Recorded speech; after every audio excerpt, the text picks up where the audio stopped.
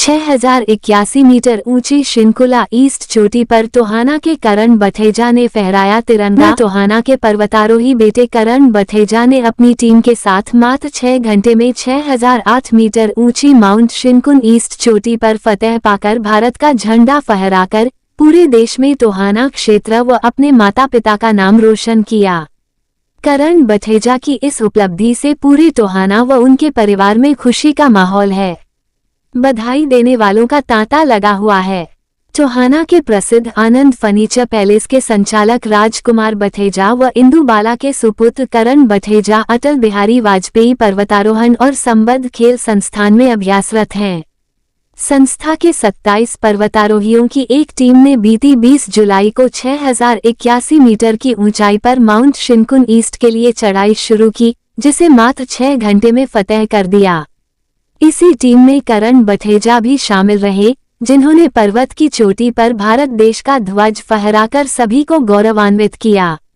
परिजनों ने बताया कि इससे पहले भी करण ने 3 बड़े पर्वतारोहण अभियान में देश का झंडा फहराने का काम किया है। अमित कुमार की रिपोर्ट। हो रही है कि मेरे बेटे ने अपने शहर का नाम, अपने ज़िले का नाम और हरियाणा का नाम ऊंचा किया है और मुझे आशा है कि ये आगे भी और ऊंचाइयों पर जाएगा और ऐसे ही अपने देश का, परिवार का और ज़िले का नाम रोशन करेगा। तो क्या लगता है, कभी आपने दिमाग में था, सोचा था कि नहीं, ये बहुत बड़ी बड़ी एडवेंचर्स करता ही रहता है। मुझे इतना पता नहीं था कि ये इतनी माउंट एवरेस्ट की चोटी तक पहुँच पाएगा, क्योंकि माउंट एवरेस्ट की चोटी से है वो तैयार किया है इन्होंने। हाँ जी, तो पर इसने ना अपने दम पे ही सब कुछ किया है।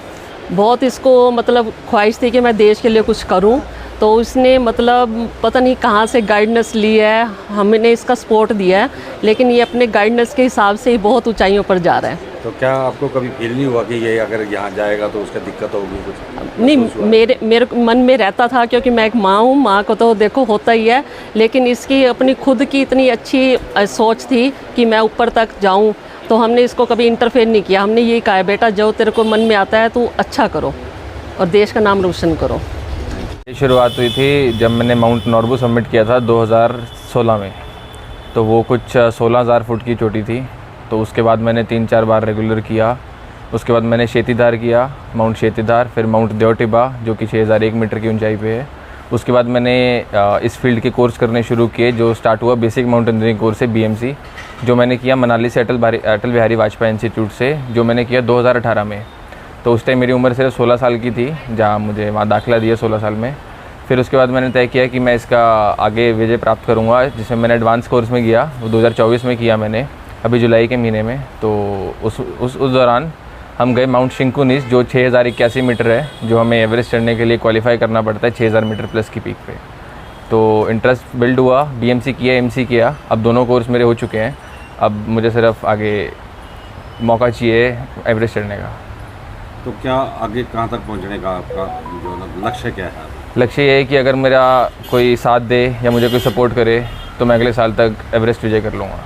तो क्या सरकार की ओर से या परिवार की ओर से कोई सहायता मिल पाई आपको? सरकार की ओर से सहायता मिली, जिससे मैंने बेसिक और एडवांस माउंटेनियरिंग कोर्स किया। वो एक सरकारी इंस्टीट्यूट ही है, Atal Bihari Vajpayee institute of mountaineering and allied sports, जो एक मनाली के अंदर है। हालांकि इसके सिर्फ 4 इंस्टीट्यूट है पूरे देश में, एक दार्जिलिंग में है, एक मनाली में है, एक जम्मू में है और एक अपना उत्तरकाशी में है। अभी 5वीं की उपलब्धि हो रही है सिक्किम के अंदर।